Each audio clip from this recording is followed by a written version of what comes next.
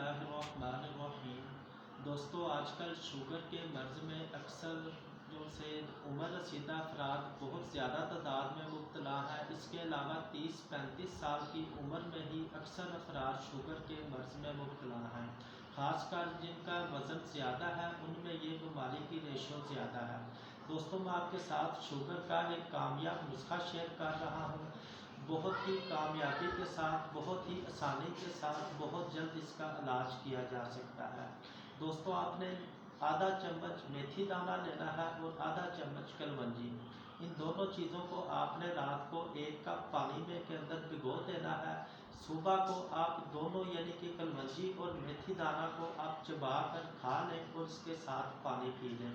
दोस्तों, ये टोटका चंद हफ्ते चंद दिन इस्तेमाल करें, इंशाल्लाह शुगर का मर्ज़ ना सिर्फ कंट्रोल हो जाएगा बल्कि बहुत जल्द ठीक भी हो जाएगा।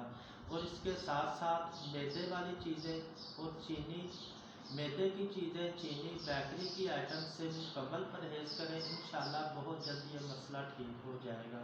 दोस्तों, अपनी दुआओं में याद रखें। इजाज़त दें। अल्लाह हाफ़िज़।